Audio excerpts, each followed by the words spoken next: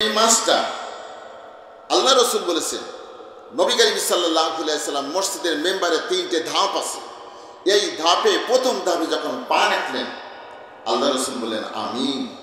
দ্বিতীয় ধাপে পা রাখলেন বললেন আমিন। তৃতীয় ধাপে পা রাখলেন বললেন আমিন। সাহাবীরা জিজ্ঞেস করলো, আল্লাহ নবী, এমন তো করতে কখনো আপনাকে দেখি নাই, আপনি আমিন বললেন, কারণটা কি? আল্লাহ নবী বললেন, ও সাহাবীরা, এইমাত্র জিব্রাইল এসে আমাকে জানিয়ে দিল যে ব্যক্তি রমজান মাস পেয়ে জীবনের গুনাহ মাফ করে নিতে পারল না, ওই ব্যক্তি ধ্বংস হয়ে যায়। আমি বললাম আমিন। আল্লাহ সেটা কবুল করো। তাহলে রমজান মাস পেয়ে যদি জীবনের গুনাহ মাফ না করতে পারি, আমার মতন হতভাগা আর এই পৃথিবীতে নাই। ঠিক কিনা বলেন? এই মাস আসছে গুনাহ মাফ করার জন্য। কি জন্য? গুনাহ মাফ করার জন্য। ভাইরা আমার, আমরা যখন উযু করি, উযুর দ্বারা হাতের পায়ের সমস্ত গুনাহগুলো কি যায়? ধুয়ে যায়। একজন ব্যক্তি রসুলের কাছে এসে বলল, আল্লাহ রসুল, আমি ঈমান আনতে পারি কিন্তু আমি নামাজ পড়ব না। বল, আমি ঈমান আনতে পারি কিন্তু আমি নামাজ পড়ব না। আল্লাহ রসুল বলল, ঠিক আছে, তুমি ঈমানটা তো আনো, তারপর তুমি নামাজ পড়ো না পড়ো সেটা পরের কথা, আগে ঈমানটা আনো। সাহাবী ঈমান নিয়ে আসলো, সবাই নামাজ পড়তে যায়, ওই সাহাবী বসে থাকে। সবাই যদি নামাজ পড়তে যায় ও বসে থাকে, কিন্তু ওর মনের মধ্যে খারাপ লাগে, হায় রে, আমার সাথী বন্ধুরা সবাই নামাজ পড়তে যায়, আমি একা একা বসে থাকি। আসলে এটা বেয়াদবি হয়ে যায়, এটা ভালো দেখায় না, এটা বেমানান। আমাদের সমাজে অনেক মানুষ আছে, দেখবেন মসজিদের পিছনে বাড়ি, ঘুমিয়ে থাকে, শুয়ে থাকে, টেলিভিশন দেখে, কিন্তু নামাজ পড়তে যায় না। কিন্তু দূরের লোকেরা এসে নামাজ পড়ে যায়, যায় না? সাহাবী চিন্তা করলেন, আল্লাহ রাসূল, আমি আগামীকাল থেকে নামাজ পড়বো। আল্লাহ রাসূল বলল, বেশ ভালো, তবে শর্ত আছে, এই শীতকালে আমি উযু করব না, আমার শীত লাগে, আমি শীতের ভয়তে উযু করব না। আল্লাহ রাসূল বলল, ঠিক আছে, তুমি বিনা উযুতে নামাজ পড়ো, তুমি বিনা উযুতে নামাজ পড়ো। আমরা কি করতাম? তাকে আমরা তিরস্কার করতাম না? আল্লাহ রাসূল মোটে তিরস্কার করেন। সাহাবী নামাজ পড়ল। নামাজ শেষে আল্লাহ রাসূল বললেন, ও আমার সাহাবীরা, তোমরা বসে যাও, আমি উযুর কিছু ফজিলাতের কথা, গুরুত্বর কথা আমি তোমাদের সামনে বলবো। সব সাহাবীরা বসে গেল। ওই নতুন সাহাবী ঈমান এনেছে, ওই নতুন সাহাবী বসে গেল। দেখি নবী কি বলে। আল্লাহ রাসূল বলেন, ও সাহাবীরা, তোমরা যখন পবিত্রতা হওয়ার জন্য উযু করো, হাতে পানি দাও, মুখে পানি দাও, চোখে পানি দাও। হাতে যখন পানি দাও তখন হাতের গোলাগুলো ধুয়ে যায়। তোমরা যখন মুখে পানি দাও, মুখ দিয়ে অনেক ফাইসা কথা বলি, গীবত গাই, অনেক খারাপ কথা বলি, মুখে গুনাহ হয়। বলতেছেন, যখন তোমরা উযু করো, মুখের গুনাহগুলো ধুয়ে যায়, চোখের গুনাহগুলো ধুয়ে যায়, পায়ের গুনাহগুলো ধুয়ে যায়। এইভাবে এই সমস্ত গুনাহগুলো উযুর মাধ্যমে ধুয়ে যায়, এইভাবে ধুয়ে যায়। তারপরে তোমরা যখন নামাজ পড়ো, নামাজের মাধ্যমে সমস্ত গুনাহগুলো কি হয়ে যায়? ধুয়ে যায়, ধুয়ে মুছে বান্দাকে পবিত্র নিষ্কুশ করে। ওই সাহাবী বললেন, আল্লাহ রাসূল, আমি আজকের থেকে উযু করে নামাজ পড়বো। বল, আমি উযু করে কি করব? নামাজ পড়বো। কত টেকনিক করে সাহাবীকে আল্লাহ রাসূল তাকে কি করলো? উযু করানো, ঈমান দিয়ে সব কিছু তাকে শিখাই দিল। ভাইরা আমারে বলতেছিলাম, উযু করে যখন বান্দা ফজরের নামাজ পড়ে জোহর পর্যন্ত অনেক গুনাহ হয়ে যায়, জোহর পর্যন্ত যত গুনাহ হয়ে যায়, জোহরের নামাজ পড়লে আল্লাহর নবী বলেছেন, এই জোহর পর্যন্ত যত গুনাহ হয়েছে সমস্ত গুনাহগুলো আমি আল্লাহ তাআলা ডিলিট করে দিই। কি সুন্দর ব্যবস্থা, কি সুন্দর ইসলাম আল্লাহ তাআলা আমাদেরকে দিয়েছে। ফজরের নামাজ থেকে জোহর পর্যন্ত গুনাহ হতে পারে। আল্লাহ বলতেন, তুমি যদি নামাজ পড়ো, এই জোহর পর্যন্ত এই গুনাহগুলো মাফ করে দিই। তারপরে যখন জোহর থেকে আসর নামাজ পড়ে, ওই বান্দার আসর পর্যন্ত গুনাহ হয়ে গেছে, বান্দা কি করে? আসরের নামাজ পড়লে গুনাহগুলো মাফ হয়ে যায়। আসর থেকে মাগরিব পর্যন্ত যত গুনাহ হয়ে যায়, মাগরিবের নামাজ পড়লে ওই বান্দার নামাজের মাধ্যমে সমস্ত গুনাহগুলো মাফ করে দেয়। মাগরিব থেকে ঈশা পর্যন্ত মাফ করে দেয়। এইভাবে ৫ ওয়াক্ত নামাজের মাধ্যমে বান্দার সমস্ত গুনাহগুলো আল্লাহ তাআলা মাফ করে দেয়। আল্লাহ তাআলা বলছেন, বান্দা এরপরে যদি গুনাহ থেকে যায়, এই শুক্রবার থেকে আগামী শুক্রবার পর্যন্ত যত গুনাহ করেছি আমি আল্লাহ শুক্রবারের নামাজ পড়লে সমস্ত গুনাহগুলো আমি আল্লাহ তাআলা মাফ করে দিই। সুবহানাল্লাহ। আল্লাহ কিভাবে মাফ করার জন্য আমাদেরকে পলিসি খুঁজতেছে।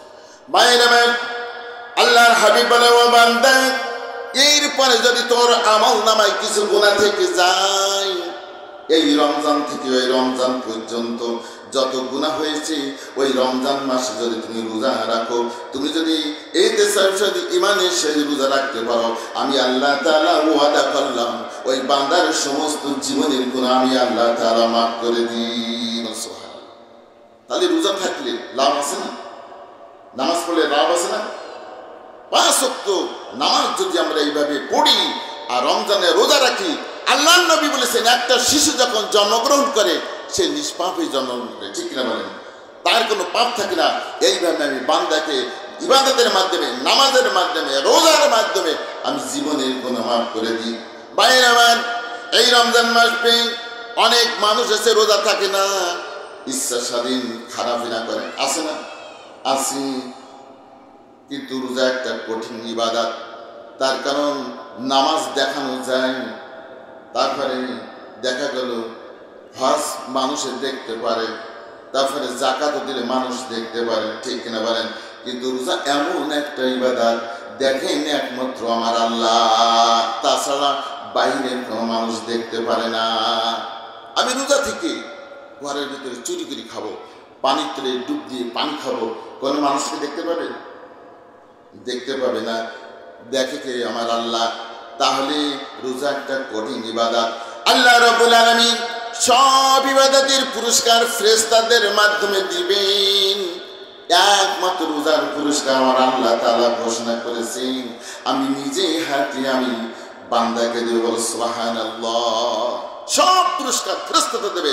আল্লাহ বলেছে রোজার পুরস্কার হে বান্দা আমার হাত থেকে দিবি, আল্লাহর হাত থেকে দিবি। আল্লাহ বলেছেন রোজার পুরস্কার হচ্ছে জান্নাত। রোজার পুরস্কার কি? জান্নাত। আল্লাহ তাআলা রোজাদারের পুরস্কার দেবে কি? জান্নাত। সেই পুরস্কার আমরা নিতে চাই কি চাই না? ভাইয়ের আমার, এই রমজানের অনেক ফজিলত গুরুত্ব আছে। যদি রমজান মাস পেয়ে জীবনের গুনাহ না মাফ করে নিতে পারি, আল্লাহ নবী প্রথম বইটাকে প্রথম মেম্বারে পা দিয়ে বলেছে সে ধ্বংস হোক, দ্বিতীয় বইটাকে বলেছেন সে ধ্বংস হোক, দ্বিতীয় নবীর নাম নিয়ে যে দুরূদ পড়বে না সে ধ্বংস হোক। রাসূলের নাম শুনলে আমরা কি বলবো? দুরূদ পড়ব। তৃতীয় বইটাকে আল্লাহ রাসূল বললেন যে তার পিতামাতাকে জীবনের দশায় পেল, বাপ মাকে বৃদ্ধ অবস্থায় পেল, তার সেবা যত্ন করলো না, খেদমত করলো না, খোঁজ খবর নিল না, আল্লাহ নবী বলেছেন ওই ব্যক্তি ধ্বংস হোক। তাহলে এই তিনটি কথা আল্লাহ রাসূল বলেছেন, এই তিনটি কথা আমাদেরকে কি করতে হবে? আমল করতে হবে, ঠিক কিনা বলেন? ভাইয়েরা আমার, এই রমজান মাস এত দাম মর্যাদা কিসের কারণে? রোজার মাসের এত মর্যাদা দাম কিসের কারণে? একমাত্র কোরআনের কারণে। কার কারণে? কোরআনের কারণে। এই কোরআন এই মাসে নাজিল হয়েছে, এই জন্য এই রমজান মাসের মর্যাদা আল্লাহ তাআলা 10 থেকে 60 গুণ বৃদ্ধি করে দিয়েছে। সুবহানাল্লাহ। এই কোরআনের কারণে এই মাসে কোরআন নাজিল হয়েছে। কোরআন হচ্ছে আমাদের মানব জাতির জন্য একটা গাইড বই, আমাদের পথ প্রদর্শক বই। আল্লাহ রাব্বুল আলামিন বলেন শাহরু রমাদানাল্লাযী উনজিলা ফীহিল কুরআন, আমি এই কোরআনকে রমজান মাসে নাজিল করেছি মানুষের হিদায়াতের জন্য, মানবতার কল্যাণের জন্য, মানুষদেরকে সৎ পথ দেখানোর জন্য আমি আল্লাহ তাআলা এই কোরআনকে নাজিল করেছি। মানুষের সত্য মিথ্যা পার্থক্য করার জন্য আমি আল্লাহ তাআলা কোরআন নাজিল করেছি। এই কোরআন আমাদেরকে পথ দেখিয়েছে, কোরআন আমাদের জীবন ধন্য করে দিয়েছে। আজকে যদি কোরআন আমাদের নাজিল না হতো এই মাসে, অন্য কোনো মাসে নাজিল হতো, তাহলে সেই মাসের মর্যাদা বেড়ে যেত। অর্থাৎ কোরআনের কারণে এই মাসের দাম মর্যাদা আল্লাহ তাআলা কি করে দিয়েছেন, বৃদ্ধি করে দিয়েছেন। একটা উপমা শুনলে বুঝতে পারবেন। একটা ছেলে ম্যাজিস্ট্রেট, তো তার স্টেজে সবাই সম্বর্ধনা দিচ্ছে, সবাই প্রশংসা করতেছে ম্যাজিস্ট্রেটের, ভালো ছেলে, মেধাবী ছেলে, সুন্দর ছেলে, ভদ্র ছেলে, গ্লোরিয়াস ছেলে, বিশেষ ক্যাডারে পাশ করেছে। কিন্তু স্টেজের এক পাশে ওর পিতা বসে আছে, পিতার কেউ প্রশংসা করতেছে না। ছেলের প্রশংসা করতেছে সবাই, কিন্তু পিতার প্রশংসা কেউ করতেছে। পিতা উঠে বলতেছেন, হ্যাঁ মানুষেরা, তোমরা তো আমার ছেলের প্রশংসা করতেছো, ছেলেটা কার তো দেখতে হবে, ছেলেটা কার দেখতে হবে না। তার মানে কি, যত প্রশংসা সবকিছু প্রশংসার দাবিদার আছে পিতা, ঠিক কিনা বলেন? তাহলে এই কোরআনের যত নাম কাম, এই মাসের যত ফজিলত বরকত, সব কিছু কোরআনের কারণে। এই কোরআন আসছে আমাদের মানব জীবনের সংবিধান। এই সংবিধান মোতাবেক যদি আমরা ব্যক্তি, সমাজ, রাষ্ট্র সকল ক্ষেত্রে যদি আমরা জীবনযাপন করি, তাহলে আমাদের জীবন ধন্য হয়ে যাবে। আর কই শুধু কোরআন বাদ দিয়ে যদি আমরা শুধু রমজান মাসের নাম কাম করি, আমল করি, তাহলে কি হয়ে যাবে? আমাদের জীবন ধন্য হবে না, ঠিক না বলেন? তাহলে সব কিছুর মূল হচ্ছে কি? কোরআন। এই মাসে কোরআন নাজিল, একটা রাত্রে কোরআন নাজিল হয়েছিল। কোরআন ছিল লাউহে মাহফুজ, সেই কোরআন পৃথিবীতে আসছে 23 বছর কোরআন নাজিল হয়েছে, একদিনে নাই। অবস্থার প্রেক্ষাপটে নবীর উপরে 23 বছর জিবরাইল আমিন এই কোরআন নাজিল করতে 24,000 বার দুনিয়ায় আসছে এই কোরআন নাজিল করার জন্য। ভাইরা আমার, সেই কোরআন আজকে মুসলমানের সন্তানরা আমরা পড়তে পারি না। কোরআন পড়বে কারা? যারা হেফজখানায় পড়ে, যারা মাদ্রাসায় পড়ে, তারাই পড়বে কোরআন। কিন্তু আমি রাজনীতিবিদ, আমি মাতব্বান, আমি ধনী, আমি গণী, আমি পড়বো না। পড়ে যারা গরিব মানুষের ছেলে বেঁচেছে তারাই পড়বে। আমরা কি করবো? এখানে হেফজখানা বলেছে, আমরা যাই হুজুরকে বলবো, হুজুর আমার আব্বার কবরের রুহে মাগফিরাতের জন্য একটু দোয়া করে দেবেন, 1000 টাকা দেবেন আর গ্রেপ্তার করে খেয়ে আসবেন। তারা এসে একটু দোয়া করে গেল, খেয়ে দিয়ে গেল, লাভ হলে গেল তাদের না? আপনার কি লাভ হলো? উচিত ছিল আপনার পিতামাতার জন্য আপনি কোরআন পড়বেন, আপনি দোয়া করবেন, সেটা 100% কবুল হবে। কিন্তু ওই যে ভাড়াটিয়া হুজুর দিয়ে আপনারা কোরআন পড়া নিলেন, দোয়া করে নিলেন, এর সব হতেও পারে, না হতে পারে, এর কোনো গ্যারান্টি না, ঠিক কিনা বলেন? আজকে মুসলমানের সন্তানরা আমরা কোরআন পড়ি না, আমরা বুঝতে চাই না, আর যা পড়ি তার অর্থও বুঝি না।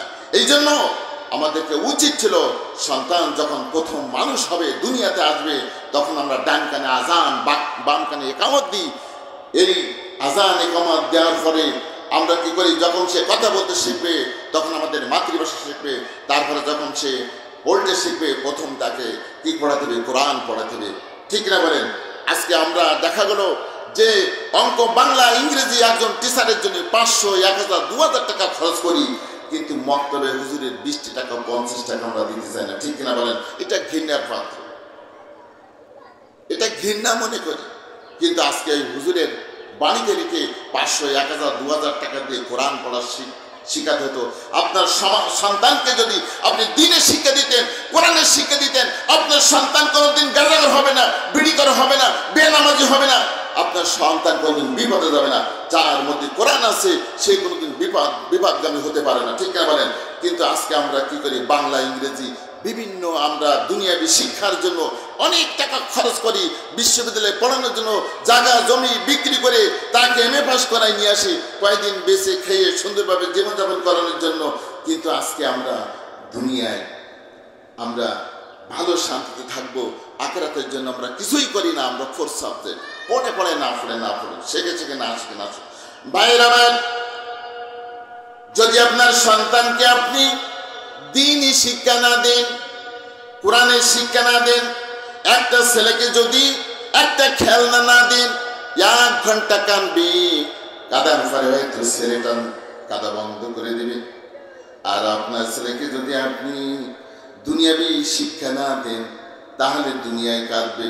আর আপনার সন্তানকে যদি আপনি কোরআনের শিক্ষা না দেন, তাহলে হাসরের মাঠে আপনার সন্তান কাঁদবে, হাসরের মাঠে কাঁদবে। ভাইরা আমার, এই জন্য আপনারা আপনার সন্তানকে দ্বীন শিক্ষা দিন, কোরআনের শিক্ষা দিন। কোরআনী সমাজ, কোরআনী রাষ্ট্র আজকে যদি আমাদের সমাজে চালু থাকতো, আজকে যদি আমরা কোরআনকে আমরা কি করতাম, আমাদের সমাজে আমরা সবাই কোরআন পড়তাম, কোরআন অনুযায়ী জীবনযাপন করতাম, আমাদের সমাজ থেকে সুদ, গুড়, জিনা, ব্যভিচার, দুর্নীতি সব কিছু উৎখাত হয়ে যেত। ঠিক কিনা বলেন? যে ব্যক্তি আল্লাহকে ভয় করে সে জিনা করতে পারে না। যে ব্যক্তি আল্লাহকে ভয় করে 5 বছরের শিশু ধর্ষণ করতে পারে না। পত্রিকা নিয়ে খুললে আজকে আপনারা দেখতে পাবেন, আসিয়া তার দুলাভাইয়ের বাড়ি গেছে, দুলাভাই এবং দুলাভাইয়ের বাপ মিলে আসিয়াকে ধর্ষণ করে মেরে ফেলেছে। দেখেছেন না? এটা নরপশু, এটা মানুষ নামের নরপশু, এটা কুলঙ্কার। তার কারণ আজকে তাদের মধ্যে দ্বীন নাই, ইসলাম নাই, কোরআন নাই। এই জন্য আমরা পশু থেকে নির্দিষ্ট হয়েছে। আল্লাহ রাব্বুল আলামিন আসমান জমিন সৃষ্টি করেছেন, শুধু একটা কথা বলে কুন ফায়াকুন, হয়ে যাও। আল্লাহ রাব্বুল আলামিন মানুষ সৃষ্টি করার জন্য আল্লাহ তাআলা 4 বার কসম খেয়েছেন। তিনের কসম, জাইতুনের কসম, সিনাই পর্বত, মুসা আলাইহিস সালাম যে পর্বতে আল্লাহর দিদার করতেন, আল্লাহর সাথে কথা বলতেন, সেই পর্বতের কসম, মক্কা নগরের কসম, আল্লাহ তাআলা 4টি কসম খেয়েছেন মানুষ সৃষ্টি করার জন্য। মানুষ সৃষ্টি করার পিছনে আল্লাহ তাআলা 4 বার কিরি কেটেছেন। কয়বার? আর আসমান জমিন, পাহাড় পর্বত, নক্ষত্র, এগুলো সৃষ্টির ব্যাপারে আল্লাহ শুধু বলেছেন কুন ফায়াকুন। তার কারণ মানুষের দাম বেশি, মর্যাদা বেশি, সম্মান বেশি। এই জন্য আল্লাহ তাআলা 4 বার করে আল্লাহ তাআলা কসম খেয়েছেন। আল্লাহ তাআলা বলেছেন লাকাদ খালাকনাল ইনসানা ফি আহসানি তাকওয়িম। আমি আল্লাহ তাআলা মানুষকে সৃষ্টি করেছি অত্যন্ত সুন্দর করে, সম্মান করে, মর্যাদা দিয়ে। ঠিক কিনা বলেন? পৃথিবীর মধ্যে যত মাখলুকাত সৃষ্টি করেছি সব থেকে শ্রেষ্ঠত্ব, নেতৃত্ব দিয়ে, গুণাবলী দিয়ে, নবুয়াত দিয়ে, কোরআন দিয়ে আমি সৃষ্টি করেছি মানুষ। ঠিক না বলেন? এই জন্য আল্লাহ তাআলা মানুষের অত্যন্ত সম্মান দিয়ে আল্লাহ তাআলা সৃষ্টি করেছেন। তাও সৃষ্টি করেছেন নাপাক পানি দিয়ে। কি পানি দিয়ে? একটা নাপাক পানি দিয়ে তোমাকে সৃষ্টি করেছেন। দুনিয়াতে একটা গরুর বাচ্চা হলে সে উঠে সাথে সাথে দুধ খেতে যায়, মুরগির বাচ্চা ডিমিতে ফুটে মার পিছে পিছে ছোটে। আর তুমি যখন পৃথিবীতে আসলে তুমি ওই পায়খানা প্রস্রাবের মধ্যে ট্যা করা ছাড়া আর তোমার কোনো ভাষা ছিল না। তখন আল্লাহ তাআলা বলেছে আমি মানুষকে অত্যন্ত দুর্বল করে সৃষ্টি করেছি, নগণ্য করে আমি পদার্থদের সৃষ্টি করেছি। পৃথিবীতে এসে তোমাকে দুনিয়ায় পাঠাচ্ছি, তোমার ভাষা কেউ বুঝতে না, কান্না ছাড়া তোমার এসে না।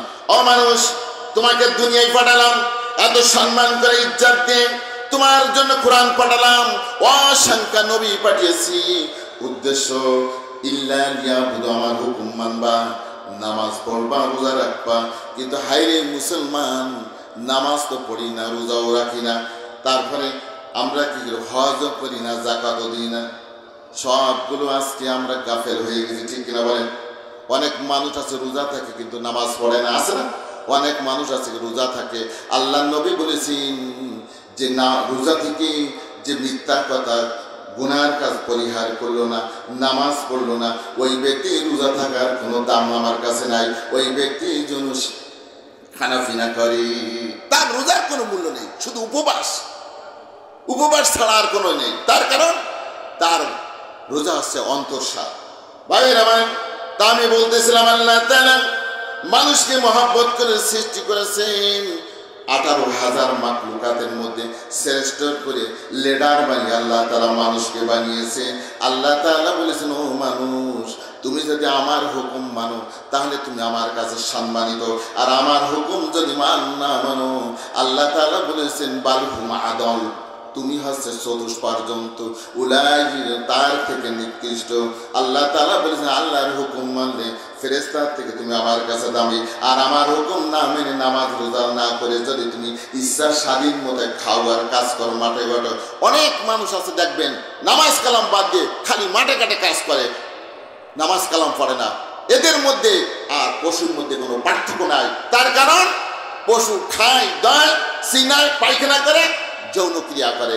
আর একজন মানুষ আল্লাহর হুকুম মানে না, আল্লাহর দিন মানে না, কোরআন পড়ে না, রোজা থাকে না, হজ করে না, যাকাত দেয় না।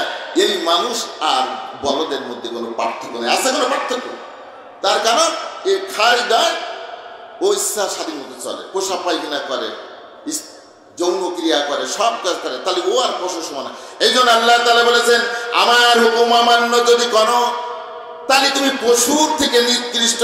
পশুর মধ্যে সব থেকে নিকৃষ্ট দুটো প্রাণী আছে, একটা আছে কি শুয়োর, আর একটা আছে কি কুকুর। আল্লাহ বলেছেন আমার হুকুম বাদ দিয়ে যদি তোমার নিজের ইচ্ছা মতো গাদ্দারি করো, আল্লাহ তাআলা বলেছেন তাহলে তুমি শুয়োর আর কুকুরের থেকে নিকৃষ্ট। আল্লাহ তাআলা কত মহব্বত করে বান্দাকে সৃষ্টি করেছেন, চারটি কিরে এই বান্দাকে আদম বান্দাকে তৈরি করেছেন, তারপরে বলতেছেন আমার হুকুম না মানলে তুমি তাদের থেকেও নিকৃষ্ট। তাহলে কি আমরা শুয়োর কুকুর হয়ে মরতে চাই? না, আশরাফুল মাখলুকাত সৃষ্টি সেরা হয়ে মুসলমান হয়ে মরতে চাই। আল্লাহ তাআলা বলেছেন ওয়ান্তুম মুসলিমুন, খবরদার খবরদার বান্দা মুসলমান হয়ে মৃত্যুবরণ করো। ইয়া আইয়ুহাল্লাযীনা আমানুত্তাকুল্লাহা হাক্কা তুকাতিহি ওয়া লা তামুতুন্না ইল্লা ওয়া আনতুম মুসলিমুন। আল্লাহ বলেছেন হে ইমানদারগণ, আমাকে ভয় করার মতো ভয় করো। ভয় করা মানে কি? বাঘ দেখলে যেমন ভয় লাগে, তখন তেমনই ভাবে আল্লাহর হুকুম বিধান আহকামগুলো এরকম মানতে হবে। সাপ দেখলে যেমন ভয় লাগে তদ্রূপ ভাবে মানতে হবে, ঠিক কিনা বলেন?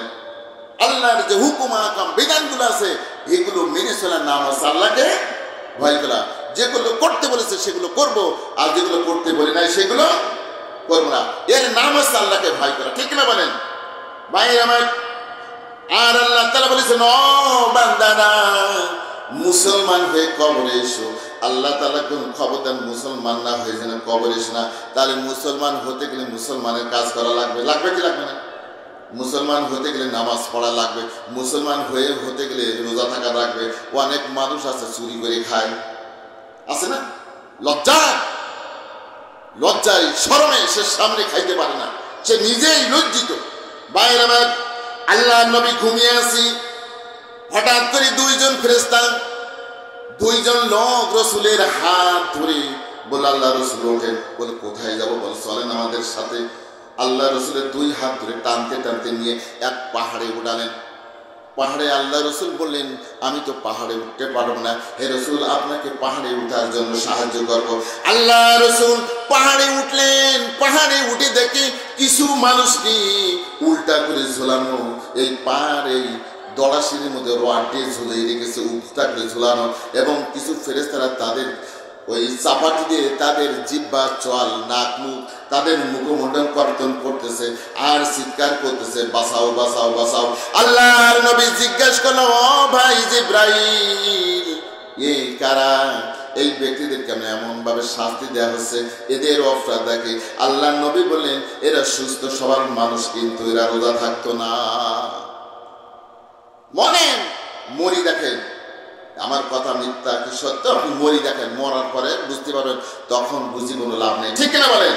এখনো পর্যন্ত সংশোধন হন, এখনো পর্যন্ত তওবা করে ফিরে আসেন, জীবন পরিবর্তন হয়ে যাবে, ঠিক না বলেন? এই রমজান মাসে আল্লাহ রাব্বুল আলামিন কোরআন নাজিল করেছেন। এমন একটা রাত আছে, সেই রাতে যদি ইবাদত করা হয়, 1000 মাস ইবাদত করলে যে পরিমাণ সওয়াব, এত পরিমাণ সওয়াব আল্লাহ তাআলা তোমার আমলনামার মধ্যে লিপিবদ্ধ করে দিবি। সুবহানাল্লাহ।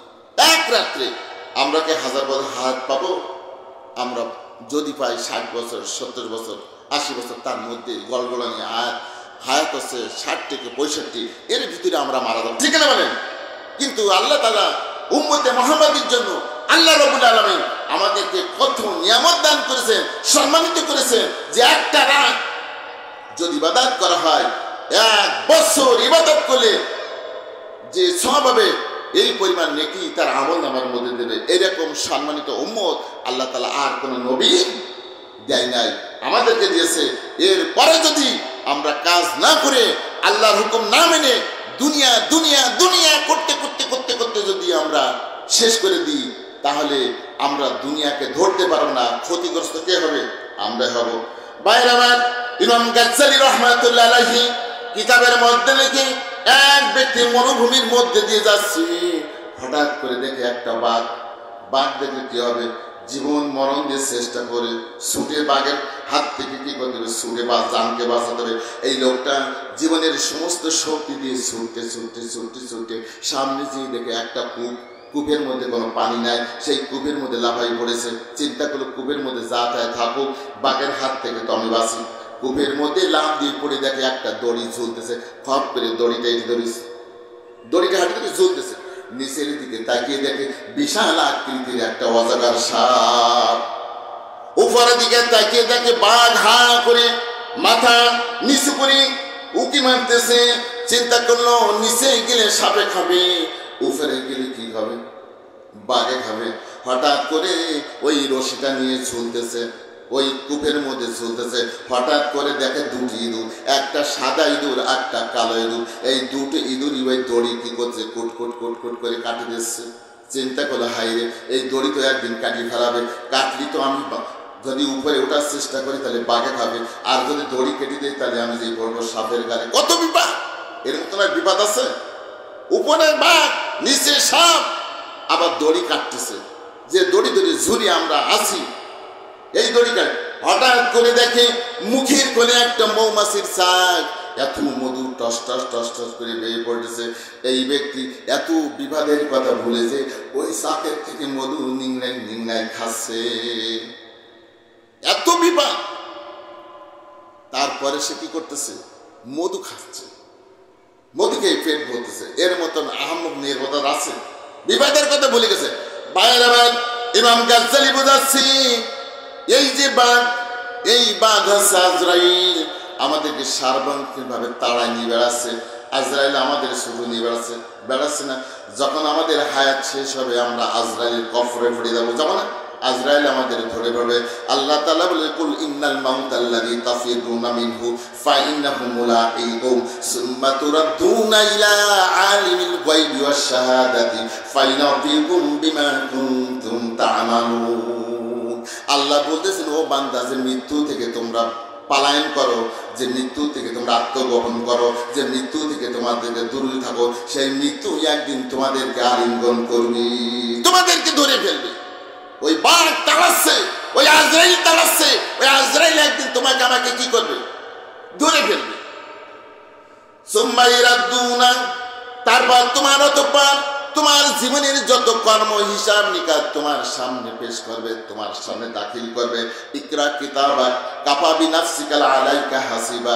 আল্লাহ তাআলা কিয়ামতের দিন একটা আমলনামা হাতে দেবে, সে আমলনামা হাতে দিয়ে বলবে, বান্দা পড়, তোর সারা জীবনের আমলগুলো তুই পড়।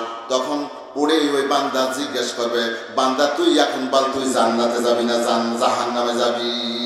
পড়, তোর হিসাবের জন্য তুই যথেষ্ট, আমি হিসাব করবো না। বাইরে আজরাইল, ওই বাঘটা আছে আজরাইল, আমাদের সব সময় তাড়ি নিয়ে বেড়াচ্ছে, ছুটা নিয়ে বেড়াচ্ছে। আর ওই নিচের ওই সাপটা হা করে পড়ে আছে, ওই সাপটা হচ্ছে কবর। কবর হা করে পড়ে আছে, আপনার আমার জন্য হা করে পড়ে আছে, আছে না? সার্বক্ষণ ভাবে কবর হা করে, আসো আমার বুকে, আসো আমার মধ্যে, আসো, তোমার সমস্ত ফয়সালা আমি চুকে দেব। দুনিয়ায় কি করেছো কি না করেছো সব হিসাব নিকাশ যখন কবরের মধ্যে দাখিল করা হবে, তোমার কাছে পাই টু পাই তোমার সারা জীবনের কৃতকর্ম আমি আল্লাহ তাআলা পাই টু পাই আমি হিসাব।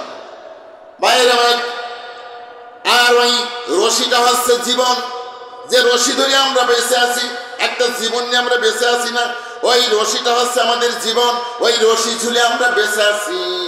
আর ওই সাদা ইঁদুরটা হচ্ছে দিন, আর কালো ইঁদুরটা হচ্ছে রাত, আর রাত আর দিন আমাদের হায়াতকে কেটে দিচ্ছে কেটে দিচ্ছে কেটে দিচ্ছে।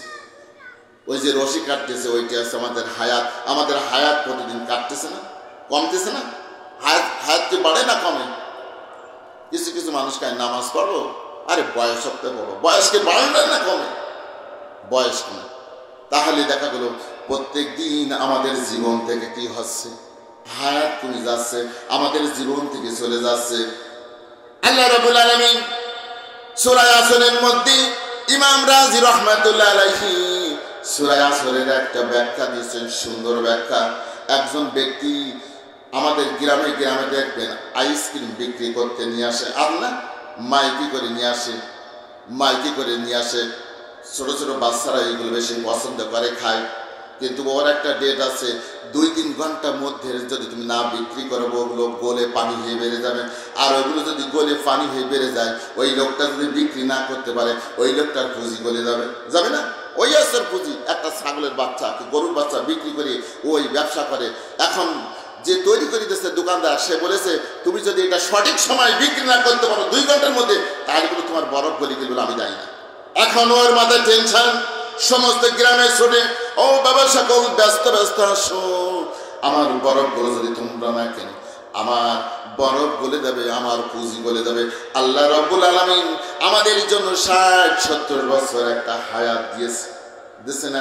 এই 60-70 বছর হায়াতের মধ্যে যদি আমরা নেক কাজ না করে, রোজা না থেকে, নামাজ না পড়ে, হজ না করে, যাকাত না দিই, পর্দা না করে, স্বামীর খেদমত না করে যদি কবরে যাই, তাহলে আমরা ওই ব্যক্তি যেমন দুনিয়াতে ক্ষতিগ্রস্ত হবে, আমরা আখিরাতের ময়দানে কবরে যে ক্ষতিগ্রস্ত হব। ঠিক না বলেন? হবে না? কত সুন্দর কায়দা করে ইমাম রাজি রহমাতুল্লাহ বলেছেন যে আমাদের জীবন থেকে বরফের মতন হায়াত চলে যাচ্ছে। ওই ইঁদুরটা কাদাদুর রাত আর দিন, একটা রাত একটা দিন গেলে হায়াত কি আছে 24 ঘন্টা কমে যাচ্ছে না? কমে যাচ্ছে। এইভাবে আমাদের হায়াত ওই কি করতেছে, ওই ইঁদুরই কেটে কেটে দিচ্ছে। বাইরে সামনে একটা বড় মৌচাক, এই মৌচাকটা হচ্ছে দুনিয়া। মৌচাক কি? দুনিয়া।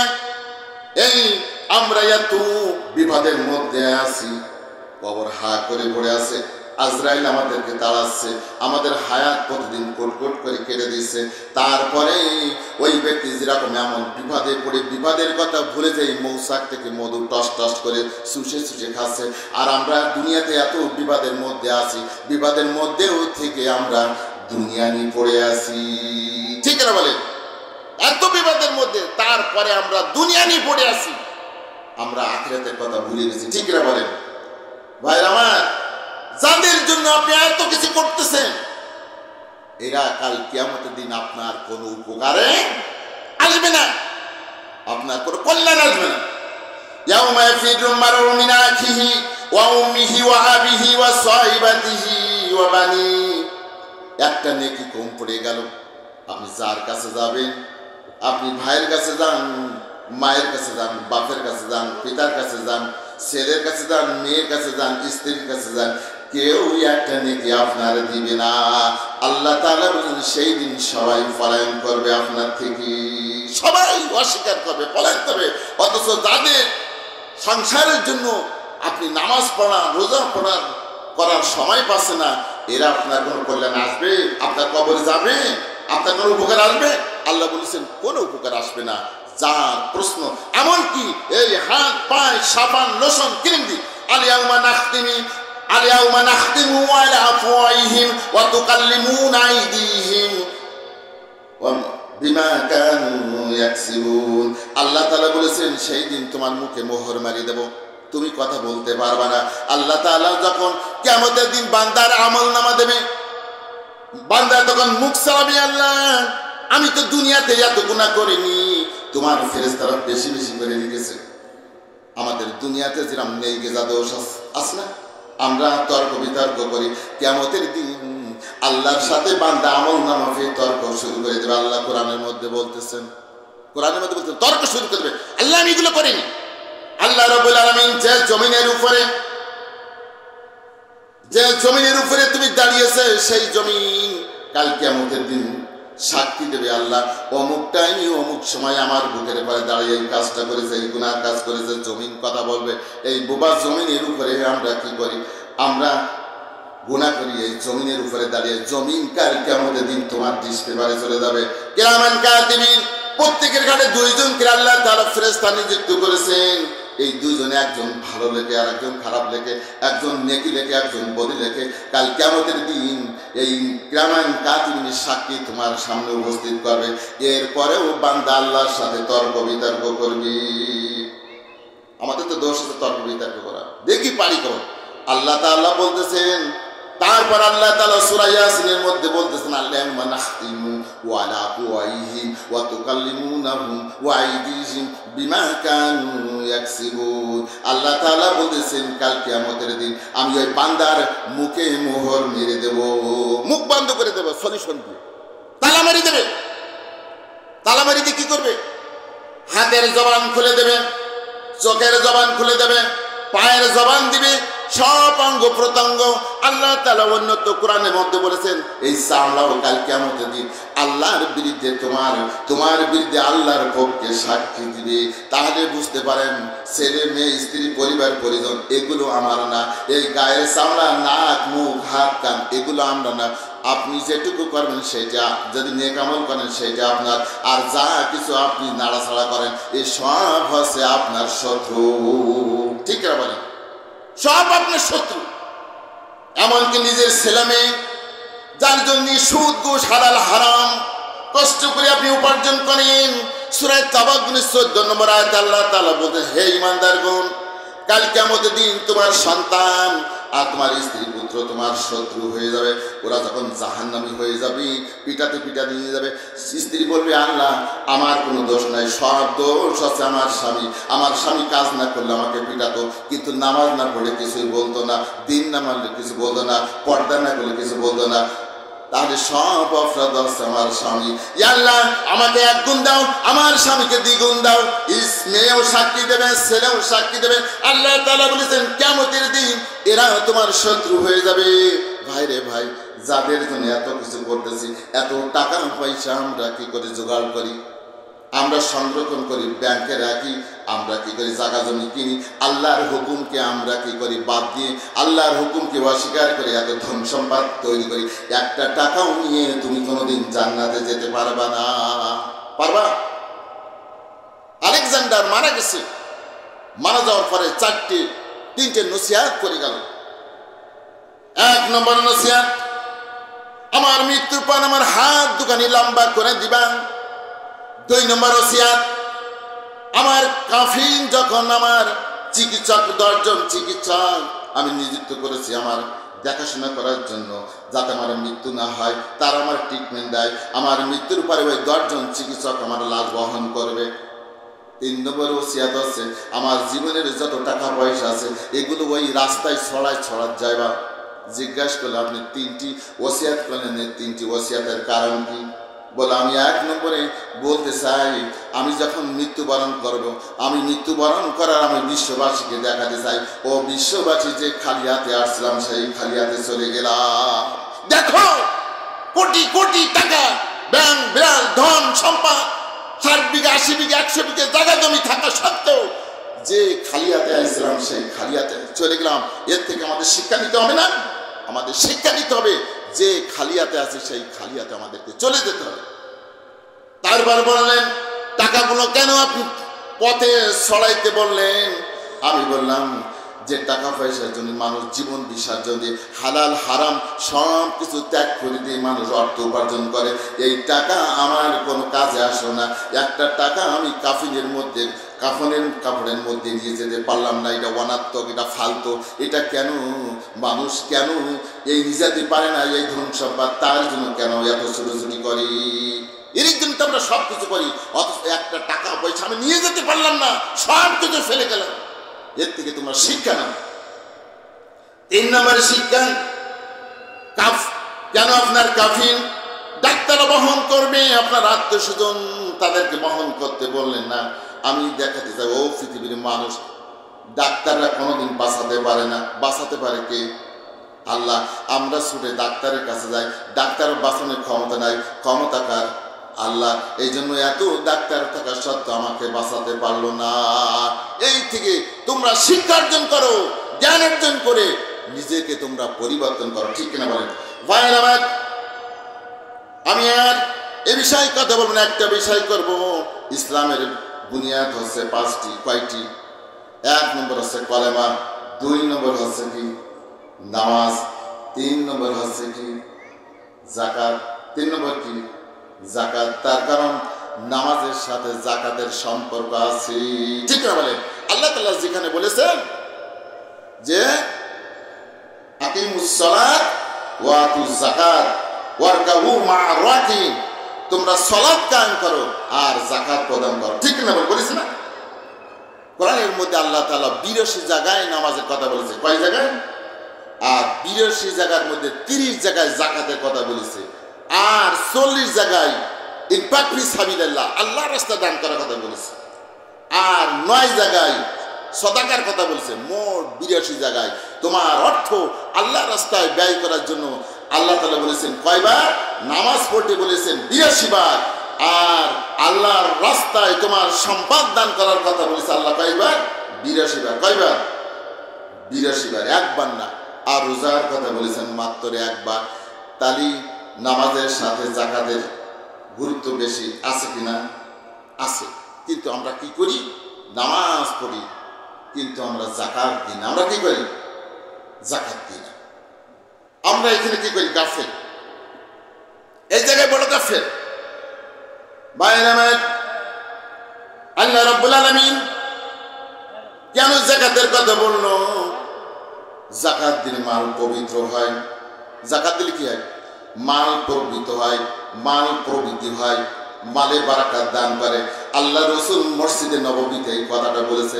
একজন ইহুদি মহিলার কানে গেছে, মুহাম্মদ বলেছেন যাকাত দিলে নাকি মাল পবিত্র হয়। আল্লাহর নবীর কথা। আইরে মুসলমান, আমরা বিশ্বাস করতে পারি না। আমরা মনে করি যাকাত দিলে মাল কমে যায়, কিন্তু ইহুদি মহিলা আল্লাহ নবীর মুখের কথা শুনেছেন যাকাত দিলে মাল পবিত্র হয়, এই কথাটা শুনেছে। বাড়ি যেয়ে এই মহিলা ছিল একজন আরবের মধ্যে সব থেকে ধনাঢ্য ব্যবসায়ী মহিলা। সমস্ত মালকে 40 ভাগ করে 1 ভাগ কি করে দিয়েছে? যাকাত দিয়ে দিয়েছে, গরিব মিসকিনদের মধ্যে বিলাই দিয়েছে। তার কারণ মোহাম্মদ বলেছেন যাকাত দিলে মাল পবিত্র হয়, যাকাত দিলে মাল প্রবৃদ্ধি হয়, যাকাত দিলে মালে বারাকাত আসে। তাই মুহাম্মাদের কথা কোনোদিন মিথ্যা হবে না। অথবা আমি প্রমাণ করতে চাই মুহাম্মাদের কথা সত্য কি মিথ্যা। ইহুদি মহিলা, মুসলমান না। আমরা মুসলমানরা বিশ্বাস করতে পারি না, একজন ইহুদি মহিলা বিশ্বাস করেছে। বাইরাবাদ এই ইহুদি মহিলা একজন ব্যবসায়ী ছিল। 1000 কাফেলা নিয়ে গেল।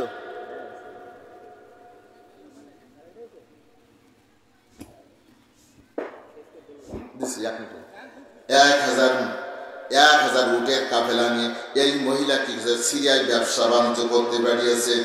1 মাস পরে যখন ফিরবে, হঠাৎ করে সমস্ত মক্কা নগরে, সমস্ত মদিনায় সংবাদ হয়ে গেল উটের কাফেলার উপরে কি করেছে? ডাকাত দল করেছে, সমস্ত মাল উট সব ছিনতাই করে নিয়ে গেছে। মহিলা যে বলল মুহাম্মদ তোমার কথা শুনে আমি কি করেছি? যাকাত দিয়েছি যাতে আমার লাভ বেশি হয়, বারাকাত হয়, মাল বৃদ্ধি হয়, কিন্তু আমার সমস্ত মাল তো খোয়া গেছে। তুমি যদি আমার মাল না বুঝে দাও তোমার জামার কলার দেখে বোঝাপড়া হবে। এই মন্তব্য করতেছে। 1 সপ্তাহ পরে যখন উটের কাফেলা বাড়ি আসলো, সর্দারকে জিজ্ঞেস করলো, শুনলাম ডাকাত দলের কবলে পড়ে সমস্ত ব্যবসায়ীদের মাল খোয়া গেছে, তোমরা কি ডাকাতের কবলে পড়েনি? সর্দার বলল, এই ইহুদি মহিলা আমরা যখন প্রতিমধ্যে রওনা দিই, মাঝ পথে এসে আমাদের সর্দার উটটা পাঁডা বালির মধ্যে গেড়ে গেল। উটের ধর্ম আছে সামনের উট যা করবে পিছনের উট সেইগুলো স্মরণ করবে, সর্দারের অনুসরণ করে। ঠিক না বলেন? সেই অনুসরণ করে। এখন সামনের উটটা বালির মধ্যে পা গেড়ে গেছে, বসে পড়েছে। সব উটগুলো কি করেছে? বসে পড়েছে। চিন্তা করলাম উটেরা অনেক পরিশ্রম করেছে, অনেক পথ অতিক্রম করেছি, আমরা সব ক্লান্ত শ্রান্ত, আমরা একটু রেস্ট নিই। ওখানে তাবু গাড়লাম। 5-6 ঘন্টা রেস্ট নেওয়ার পরে যখন রাত শেষ হয়ে গেল, আমরা চলে এসে দেখি যেখানে ডাকাত টাকাত হয়েছিল, ছিনতাইয়ের হাজানি সব ডাকাতিকে লুটপাট করে পরিষ্কার হয়ে গেছে। এই ফাঁকে আমরা চলে আসছি। এই ফাঁকে আমরা কি করছি? চলে আসছি। মহিলা বলল, হারে মুসলমান, আমি ইহুদি হয়ে আমি জানতে পারলাম, ইহুদি হয়ে আমি বুঝলাম যাকাত দিলে মাল বাড়ে, কিন্তু আমার মুসলমান এক শ্রেণীর মানুষ আছে যাদের কাছে অর্থ সম্পদ আছে, তারা বুঝলো যাকাত দিলে মাল কমে। হিসাব করে ওই মহিলা ব্যবসা বাণিজ্য করলো, যে টাকা দান করছে তার থেকে অনেক গুণ তার ব্যবসায় লাভ হয়েছে। ঠিক না বলেন? ভাইরা আমার, যেহেতু ভাই আসছে সুন্দর কথা বলে